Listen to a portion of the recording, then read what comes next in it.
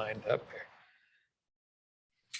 Hello, everyone, and welcome to our continuing series of classes sponsored by the Sandy Granite Family History Center. Tonight, it's a pleasure for us to have as our presenter on getting started on research, James Tanner. And if you don't know much about James, I'll tell you a little bit about him. I'll probably cut down the usual 30 minutes I take to introduce him, and we'll condense that down a little bit. But James is very well known in genealogy circles. He's a frequent presenter at Roots Tech and MyHeritage. And he and his wife are currently serving as missionaries in the BYU Family History Library. And in addition to that, he and his wife Ann serve on our board of directors for the Family History Guide Association. Excuse me. And he also authors a number of blogs, Genealogy Star and Rejoice and Be Exceedingly Glad. And he's a prolific everything doer. If it's genealogy, you'll find James either knows about it or does it and is more than happy to share what he knows, which is extensive, with everyone. So after the presentation tonight, we'll have a question and answer. And if you have questions, feel free to enter those along the line in the chat, and then we'll get to those. And as usual, this class is being recorded and it will be online at the Sandy Granite Family History Center's website, which is www.granitefhc.com. And those classes are up there, along with a plethora of many others that we've recorded over the years for you to view 24/7, whatnot. So without further ado, we'll turn the time over to James. Thanks. Glad to be here. We have a nice cool evening with snow coming down the mountains, and we're glad to have this opportunity to share a little bit of information here. We're going to start about, this presentation is going to talk about research, and we're going to talk about research in a little bit of a theoretical way, but I also going to pin it down to the kinds of research that we do when we do look for genealogical records and try to find out information about our ancestors. Many of you go way back. If any of you are back that far, you might have seen this traditional research cycle: identify what you know, decide what you want to learn, to select records to search, obtain and search the records, and use the information. Surprisingly enough, this is still coming out in different formats all the way up until the most recent teaching that came from the Salt Lake Family History Library summarizes research in just this way. So it's a common way to think about research, and it is basically applicable, but we have now new methodologies. The way that we actually do the research, how we do what is in this circle, is drastically different than it was even 10 years ago. So maybe if you go back 20 years now, or 30 years when I started, 30 or 40 years ago when I started doing research in genealogy, and or back when I started really doing research was maybe 50 years ago. So basically it's all changed. There's just a whole new way of doing it. You can kind of generally fit within the same pattern, but otherwise it's going to be all different than it was previously. So you still need to do the following. You still need to record information about yourself, your family, including dates and places, your spouse, children, your parents, siblings, and so forth. That's important part of doing genealogy. Gather family documents, birth, marriage, and death certificates, newspaper clippings, family letters, everything, scrapbooks, photos. I can attest to the fact that if you begin to do this process, you will then become the black hole of your family, and everything will start to flow into you, and you will end up like me with a basement almost entirely full of boxes of genealogical records from anybody. And this just to add a little bit to it, this last week, my brother decided to hand me 5 more full big boxes of records. And I have to admit that I was a little bit daunted by that. And now we're buckling down and starting to sort through all of the stuff that we just got, plus add in all the rest of the stuff that we have. We've done a lot of digitizing, and that's, I think, one of the major keys of all this process. Contact your relatives. This can't be emphasized too much. It's very, sometimes there's some resistance out there to supplying basic information or being involved in an oral history or some other activity, but it really pays off if you can just get that a little bit more information out of your family, especially the older people, as before they pass on. My parents were resistant to quite the high degree for providing any of this information. So one day, I was an attorney at the time, and one day I called in a court reporter and took their depositions and made them tell their life histories. That went over well with my father because he loved to talk, but it didn't go over too good with my mother. If you know which ancestors you want to research, record everything you already know about the ancestor, including the birth, marriage, death, parent, spouse, etc. So the idea here is to try to establish what's already been done, what time it takes for you to do that. The reason why is why duplicate the work? Why spend time doing something that someone else has already researched or has? Now, if you find that there's no records and you have nothing in these categories or very little in these categories, then your research begins a lot earlier. In my case, for example, with the Tanner family being such a very large family and having many, many years as members of the Church of Jesus Christ of Latter-day Saints, we had a lot of genealogies to go through. And I spent really almost 15 years before I made it through all of the piles of genealogy that existed. But today there's a new twist. This initial survey of what has been done or what is available needs to include online family trees. And you can't ignore the fact that there are people all over the world doing research, and there has to be a way to tap into this. And we do have a way. There are at most a half a dozen or so major large genealogy organizations online, corporations and nonprofits and other types of organizations that have huge numbers of family trees, into the billions of numbers of family trees online. There's no way for you to individually search those. And so you need to get into the websites and programs that will give you access to that information in a way that it can actually be used. So this is one solution. The solution, and in the basic solution, if in my opinion, is the Family Search family tree.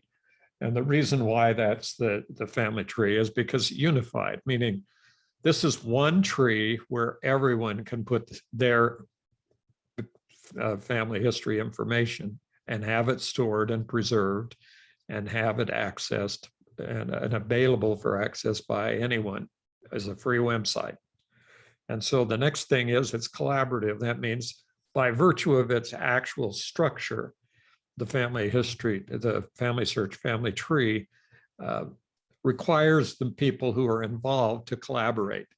in the sense that rather than the way that we often think of this is that they're making changes and I don't like those changes and I'm going to change it back.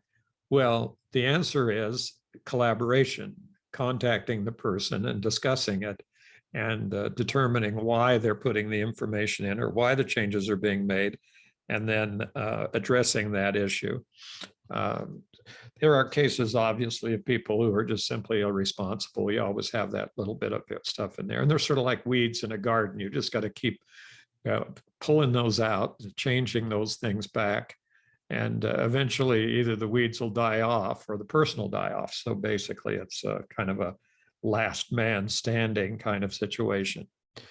They're also cumulative. That means that everything that goes in here is not duplicative, it's cumulative. We work very, very hard at eliminating and getting rid of all the duplicate information in here and consolidating the information in individuals. It may seem like a very kind of almost endless, hopeless task, but as you do systematically work at the family tree, you see the results of that. And it's free, which is a big thing, because without it being free, it would not have the same attraction, as we say, for people who are very casually involved in genealogy. One thing that's important is you can immediately see what has and what has not been done on the Family Search family tree. As I mentioned, I took years to determine how much work had actually been done with my family by going to the Family History Library in Salt Lake and spending a week every year or so copying off records until I had a huge stack of almost 3 feet tall of family group records that I had digitized, or not digitized, but copied from the Family History Library, which I then transcribed and put into a computer. And that took a tremendous amount of time, but that's part of the 15-year project. And so basically what you need to do now, if for instance, if you were related to me, is just go to the family tree, and here you could see the results of all of that consolidation and all of that review.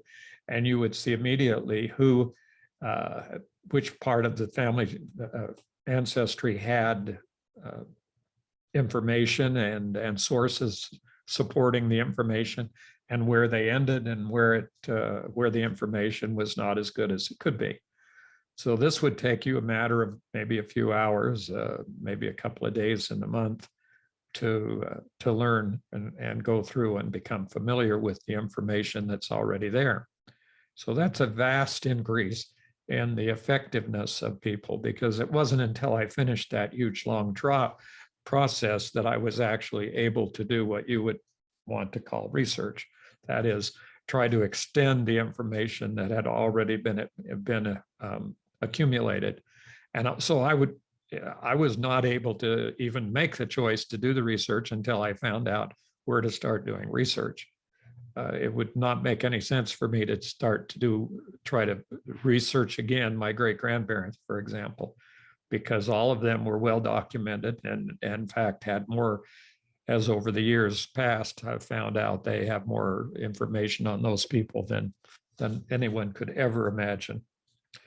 So basically, if your part of the family search tree is blank, on the other hand, let's suppose that you did not come from such a well represented family, and that your family comes from an area of the world where there are few records or almost no records available, or for whatever reason, no one in your family has ever done any genealogical research. Now, one challenge that you'll find is fairly safe challenge to make is that if you're in this situation and you find yourself, we're looking at a beginning pedigree, what you really need to understand is that as you begin to fill that, you will almost inevitably, because of the size of the family search family tree, begin to connect with sections of the tree that have already been researched and entered.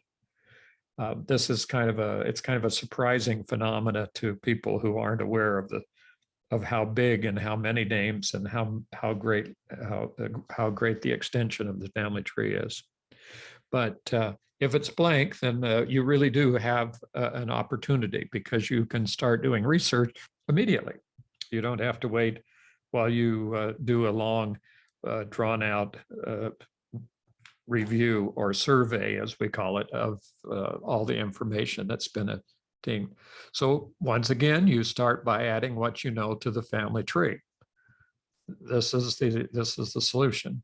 You just add in what you know, and eventually you may very well start connecting up with other families. If not, then you will be able to start setting some research goals and making an effort to find specific information to increase and add to your family tree.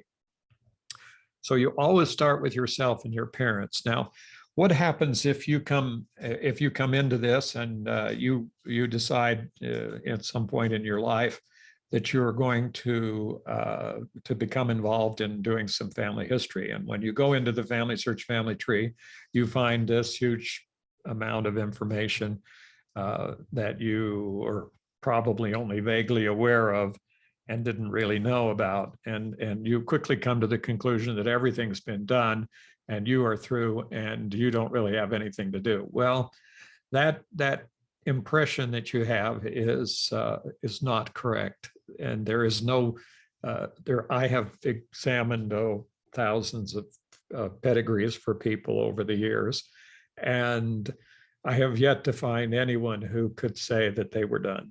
There's just no way. Anybody who claims that, it takes me maybe 10 or 15 minutes to show them where they really don't have as much information as they thought they did. And so it's just really a kind of an endless process, and that's what's good about it. You're not ever going to run out of things to do with genealogy.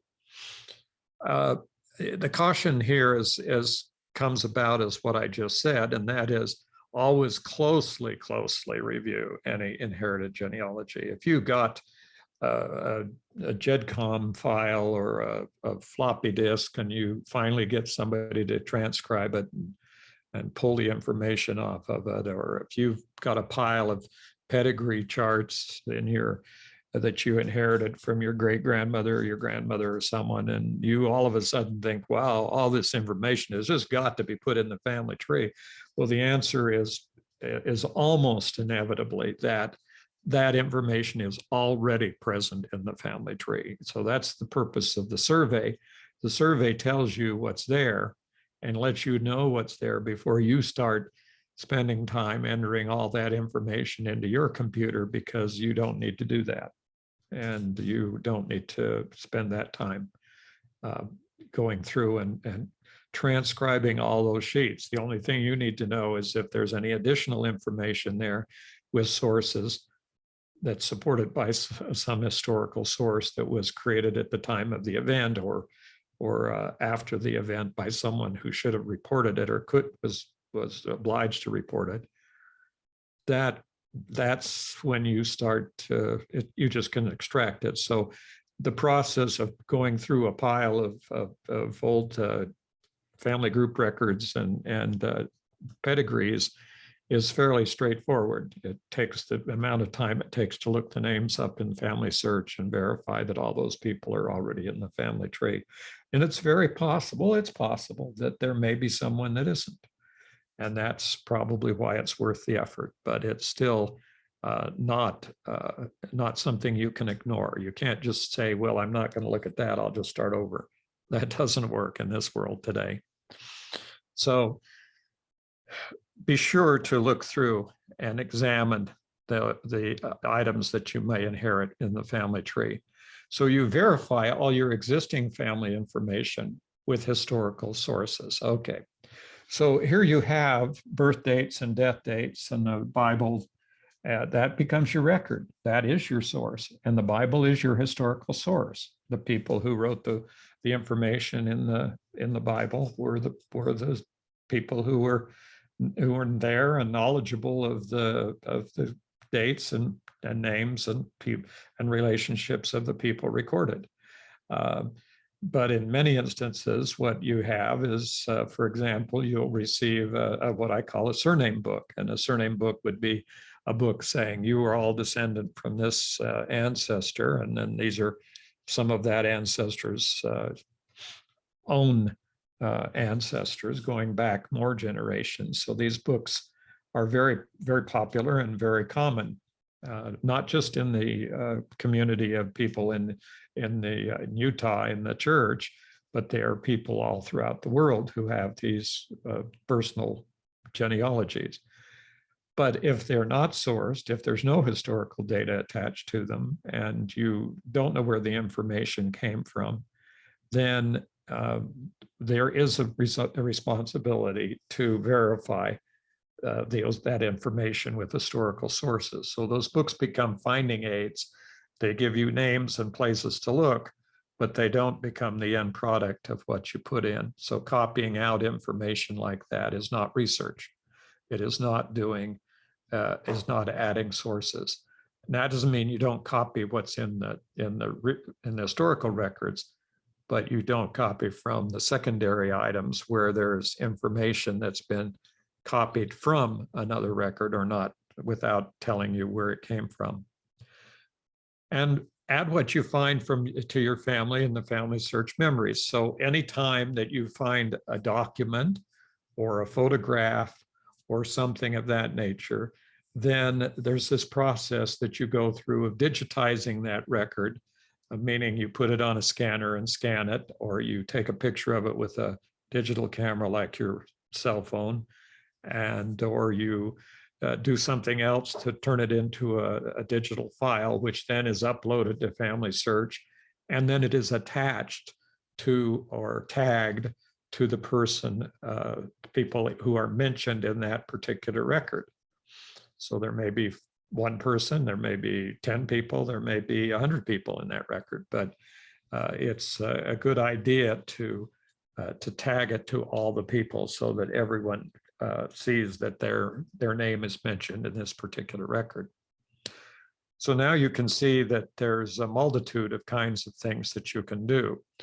And even when you're in this process of beginning to understand that you want to and seek after your family and find your ancestors and do the work of genealogy, then it's incumbent on all of us to keep learning and begin learning and keep learning. There's always new things to learn.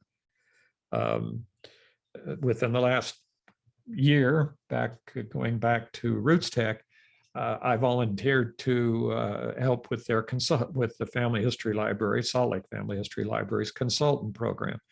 And we get referred people from around the world. And it ended up that I was, because I speak Spanish, I ended up doing almost 90% plus Spanish speaking people from Latin America who are looking for their ancestors in Spain and Italy. And so I had to very quickly review everything I knew about Italian research and get into a mode where I could be more conversant with the people who were doing their own research, who, by the way, were fairly sophisticated people and knew what they were doing, and were expecting me to know more than they did, which I had to do. So there's always a point in genealogy where you're going to find out that you need to learn. The most common one, obviously, is when you hit your immigrant, and the immigrant person comes from a place where you don't speak that language, and that may become a tremendous opportunity for you to learn. So you learn about your family, you learn where they came from, how they got there, where they are, who they are today, where they are around in the world. And this is the end product of the work of genealogy. So what is the research process in essence? Well, the research process is asking questions. And in the historical context, it's different than scientific research, legal research, very not too different than legal research in a way, but it's the whole the methodology and the motivation is completely different. There, any other kinds of research that people talk about are different than historical research. Historical research is based on discovering records that have been preserved by some method that are available to be searched, and searching through those records to find information about your family. Now, this information is not new information. It's new to you. It may be new to all your family members, but it's not new because it was created at or near the time of the events that occurred in your ancestors' lives. So basically, you're talking about looking through documents. And so there's a two-part process here. The first part is discovering documents that may contain information about your family. And the second part of that is we call the research, which is looking through the documents to find information that pertains to your family. So it's kind of a two-part thing here. And the questions you ask are, where did they come from? What languages did they speak? What was history of their country of origin? And the questions go on and on. There's never an end to the questions. There's always another question out there. If you get one question answered, it may cause you to ask a dozen or more questions in the future. So this is what the process is. And the point here is, don't copy things into your family tree, into the product of your research that you can't support with a source. Don't put something in the family tree that somebody told you was the way it was without verifying it and finding a source for it. Now, if you want to estimate it, you can tell people that you're estimating it by saying it's about 1840, or you can say that this was that we calculated this age from a birth date from the age given in a census record or something like that. But basically, we need to be able to identify the information that we're looking at, and that anyone who comes along would be able to identify the information that they were looking at, and thereby determine whether or not it was supported by some kind of logical conclusion that it came from a record. So the world of your relatives is a discovery. It's a journey of discovery. What you're doing is you're going out to discover the worlds that they lived in. And if you focus too much on names, dates, and places, but you do focus on places, the more you focus on the place, the more likely you are to begin to understand what forces there were that brought your family from Europe to America, or brought your family from the eastern part of Europe to the western part of Europe, or from Italy and Spain to South America, or to in any way, in any of types of movements, that all of these things are part of the massive amount of information that you can obtain. So one of the basic ways to do this, it's like kind of learning how to write in between the lines when you're a child, or learning how to drive a car and not smash into things, is using the family search family tree correctly, and correct and standardize all the entries and add sources. So if you look at this family tree and you see that that the date is not a standardized date, and if you don't know what that means, then all you have to do is click on it and you'll see what Family Search suggests are the standardized dates and or places. And by correcting that information, it may seem like busy work. It may seem like, well, I really want to go find people. I don't want to do all this correcting. The answer is that as you correct the family tree, you will inevitably find more people. It's just a process, because That's what's happened. And if you look at it and it's been totally not corrected, it looks like nobody touched it for 50 years, you can rest assured that there's more information and there are probably more people that you need to find. So you make the corrections, you actually make the corrections yourself. And that becomes another one of the issues that is raised on the family tree, is that everybody can correct everything. Well, and they argue that it can't be correct because everybody can get access to it and correct it. And the answer is that's an old argument that's been made for years and years and disproved. And it's basically one that affects what are called wikis, W-I-K-I, wikis, like Wikipedia. And that was originally vilified as being absolutely a trash heap of information. And it's now become the gold standard of where people can get information. And by the way, the family tree is passing into that position. It is really becoming the gold standard of where to go to get the correct information about a family. Because you'll find that there are millions and millions of sources that have been added to the problems.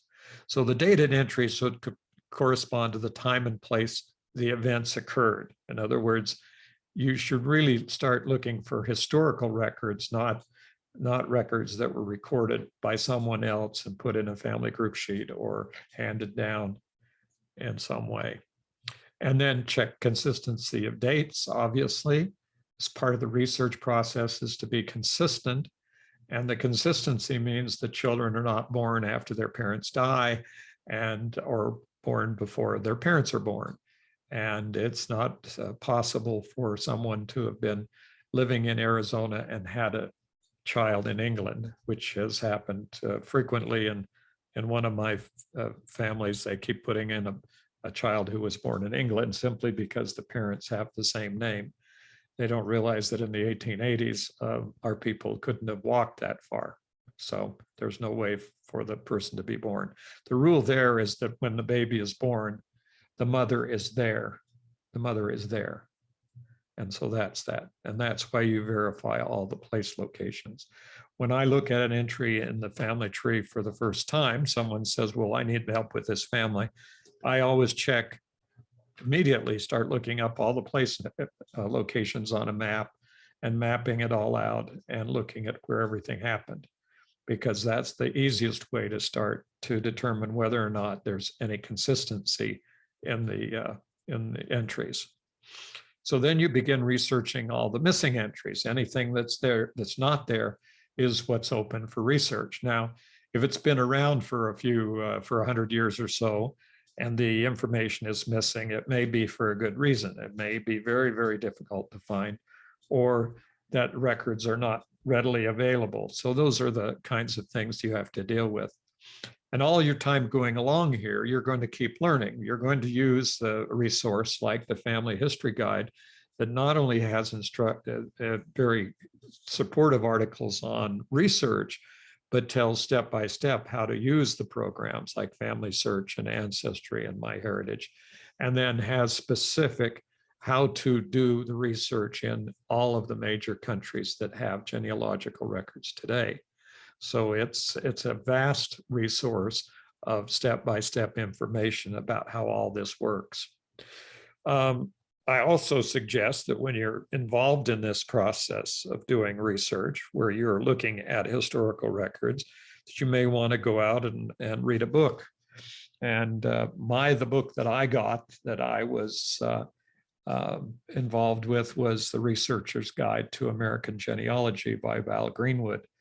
Not too early on, but inevitably in my attempts to do research after a few years, like maybe about 10 or 12 years, I began to realize that I had no idea what I was doing because of the contact I had with people at the Family History Library and elsewhere. I realized there's got to be some more information here. And I began to find the books, and I found an earlier edition of Val Greenwood's book on the Guide to American Genealogy. And I can say it was the first step in actually beginning to learn how to do this whole stuff, where all this where there's how many different records there were, and what kinds of information that you could be looking for as a genealogist. And that was the start. And I spent many more years reading, and I'm still in that position of reading books and studying and learning where all the records are. I learn about that every week. I learn something new. So you start doing your basic research by going to a place that organizes the record sets for you. So here is the Family Search Research Wiki, and it has lists on the right-hand side of every page for a country, the record types. And so you have a whole long list of different kinds of records. And each one of those record types is going to take you some time to learn. If you're looking at adoption records, for example, over there on the right-hand side, you're going to have to know all about adoption and adoption laws, and what time, how adoption was handled in the time periods when your ancestor may have been adopted. All of the other records have the same kind of obligation to learn. So eventually, if you persevere, you're going to look for and examine original source records, and it may be something that looks a little bit like this, and it may seem intimidating.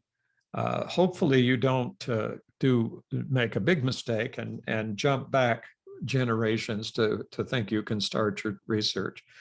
That's what I call kind of the trap of the fan chart. If you have this big fan chart out there and you have all these empty spaces, the impulse is to jump back and start trying to find the empty spaces. The answer is no. There's a lot of work to be done with all that there is there, and you work your way back out to there systematically, and make sure that when you get to that blank space, you know exactly what you're looking for, and you know how to deal with the records that may be necessary for you to examine. And you'll have the challenges of going back in time, of records, the records, the handwriting, and the condition of those records. And remember, location, location, location. If I had to say it, I'd say it every time I had something to do with it, is what is the most important thing. First of all genealogical research records, all records out there in the world are organized geographically. You have to know the location to find the record. You really can't just assume that you know where the person lived. You may have to go down to the actual house or farm where the person lived. It's particularly true in areas like in Scandinavia and England and the United States and Latin America and Africa and Asia. Where did I don't know, just about everywhere. In other words, unless you can come up with a valid location, and that doesn't mean that they were born in the United States or they were born in Arizona or New York or South Carolina, because that is not going to help you establish that you have a person. One of the simple reason for this is that there's a multitude of duplicate names out there. Everybody has a duplicate name. Perhaps you can remember the first time that you discovered that somebody else had your name. Well, my experience in that was going to Arlington National Cemetery and seeing a grave marker sitting there near the entranceway at the time, and it said James Tanner right on the entryway, and that was kind of an opening to me. And I realized that yeah, there are probably other people out there the name Tanner, and there are probably a lot of them that got named James. So that was probably going to happen.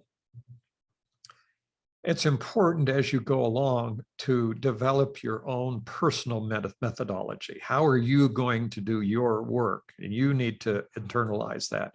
You can go out there and find hundreds of articles about people telling you different methods of doing it, everything from color coding down to some of the other more esoteric types of methodology in organizing and working your way systematically through the research.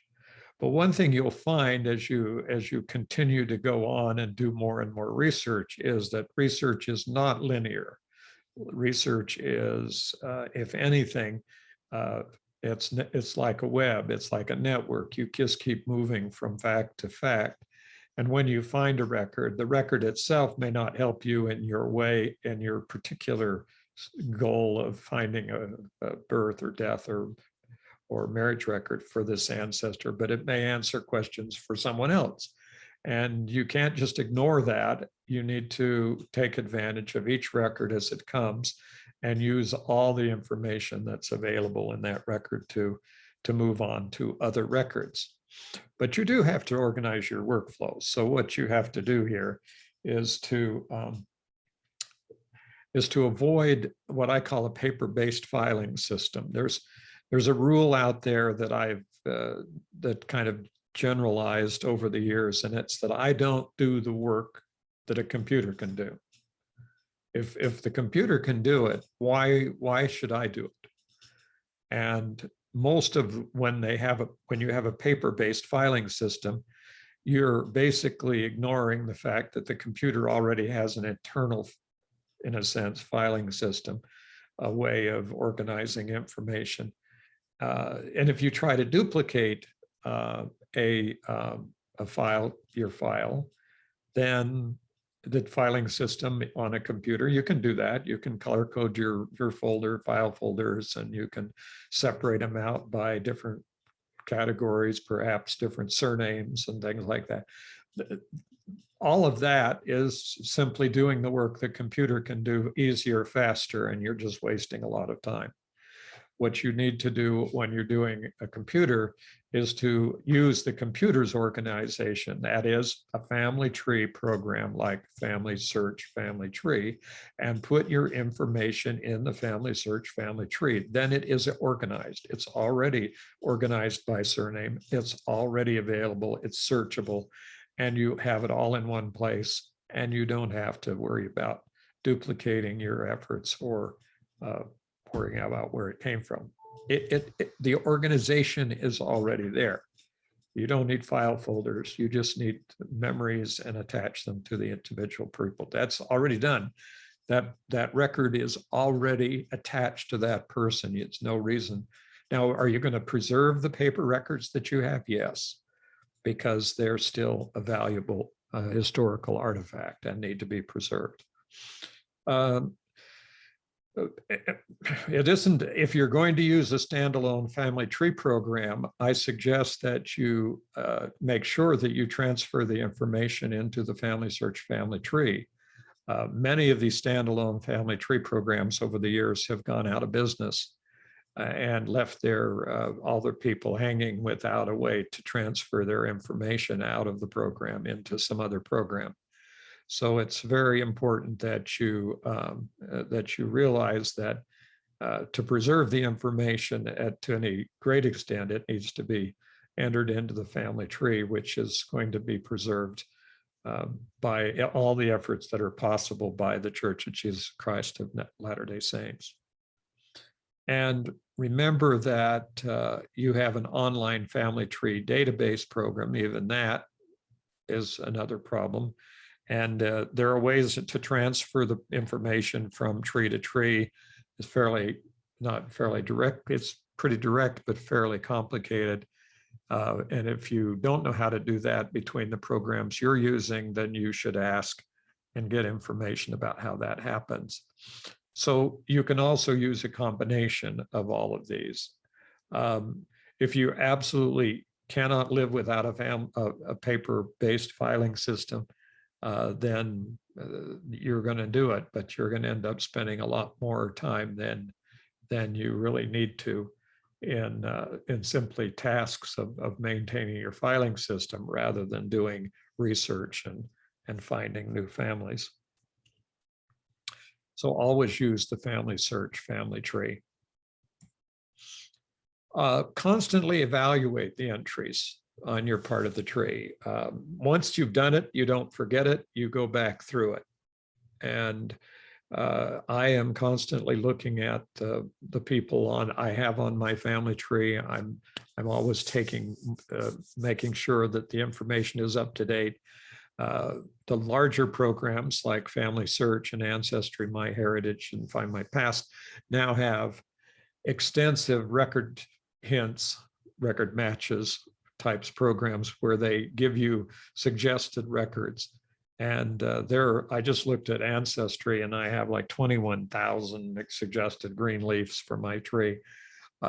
It's just more information that you can possibly use.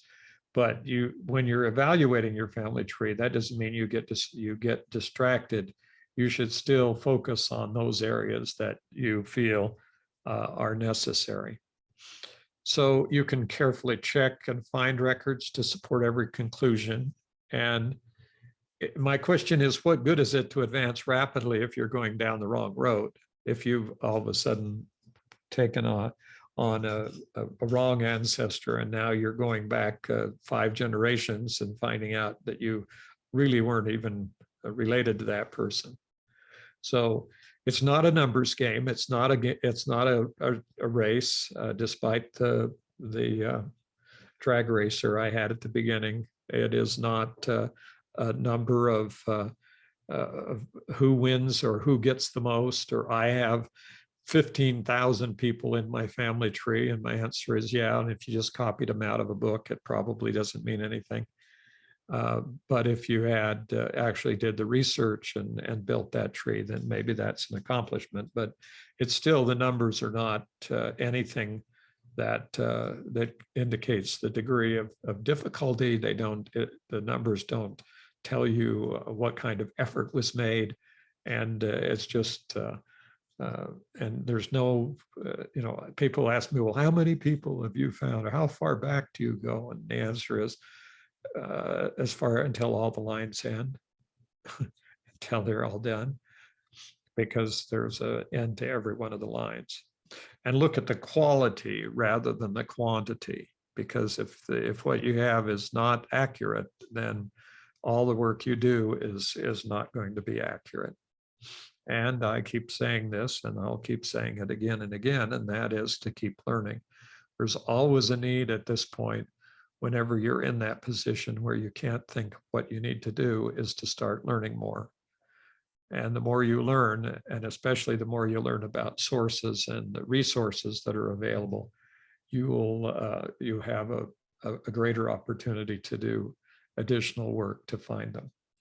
Okay, well, that gives you to the end here, and thanks for watching.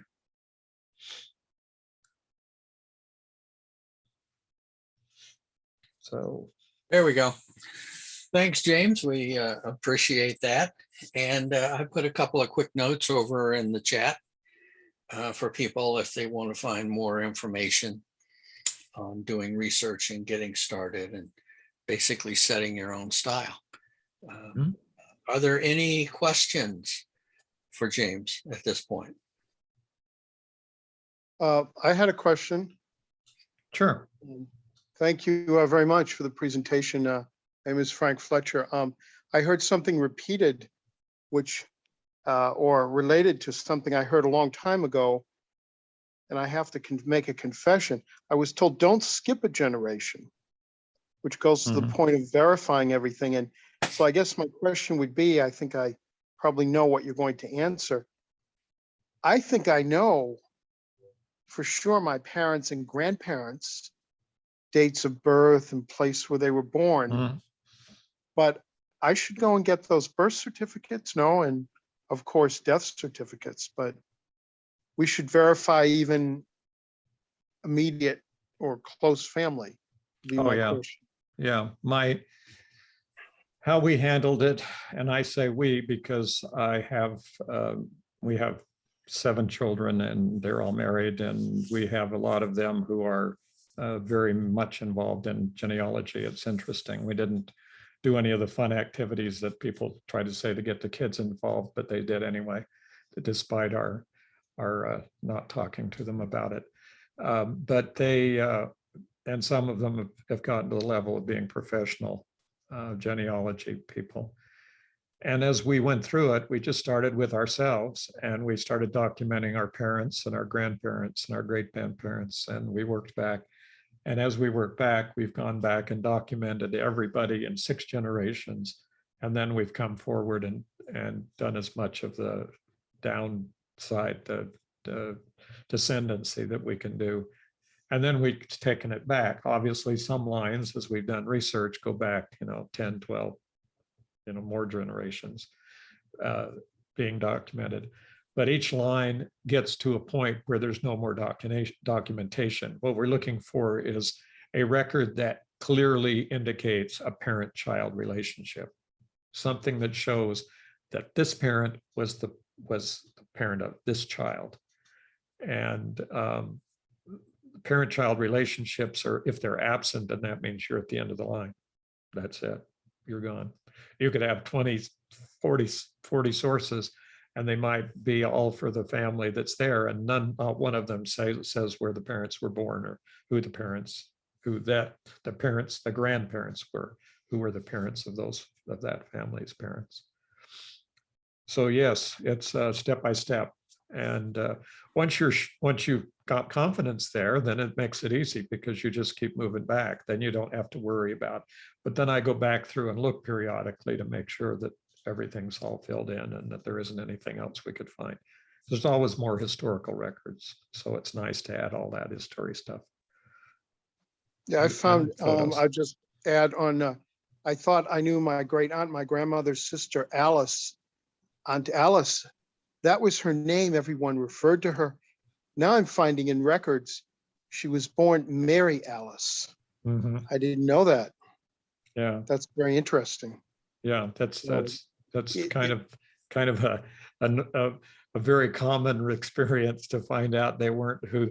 The thing that's going along today is people are taking DNA tests and finding out that their parents aren't their parents and that their grandparents aren't their grandparents, and this is a kind of unsettling. So it's been happening. I had one story that I learned. A lady came into the library and explained to me that she'd been doing research for like 30 years on her family, and finally her sister told her to go get a DNA test, and she said, "No, I don't need it. I've done all this research, and why do I need a DNA test?" And finally went and got a DNA test, and it turned out that the DNA test showed that she wasn't related to either one of her parents. And it turned out that she was a child who had been switched at birth in a hospital. The 2 babies had been switched.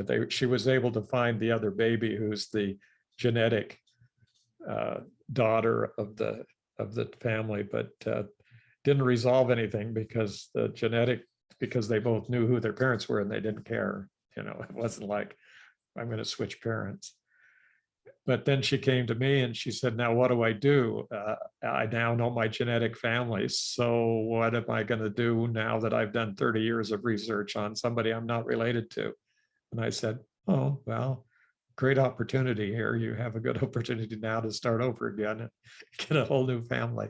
So, but under the way that the genealogy works, you can do the work for adopted, any kind of relationship, parent-child relationship, family. So it's not limited. You could do your birth family if you wish, or you could do your adopted family, or your family that you lived with and liked. So it's not required that you do anything. I ran Any other questions?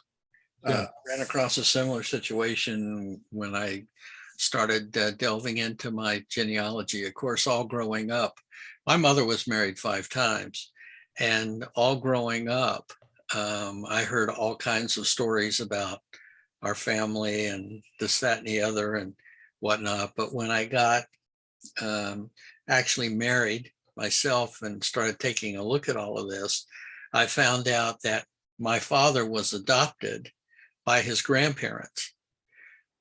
And my grandparents' daughter was actually my father's mother, which made her my father's sister. And so then I found out that my grandparents, which I had grown up calling my grandparents, were actually my great grandparents. Okay. And of course, I'm from the South and we don't have family trees. We have a family bush, you know, because on the other side, all the first cousins got married to each other. And, you know, the web goes on and on. So it's really fascinating what you can find, you know, and Frank touched on a little bit of that as well. Yeah. But I didn't see any more questions come up on chat. But James, we thank you very much. Okay, thank you. Terribly Appreciate it. insightful as always. And thank you all for attending. And again, if you want to see this class, it'll be up on the website, www.granitefhc.com. It usually takes a couple of days for us to get it translated and up on the site. But thank you all for attending and good night. Thank you, James. Thank you. Thanks for being Thank here. you so much. A return to the basics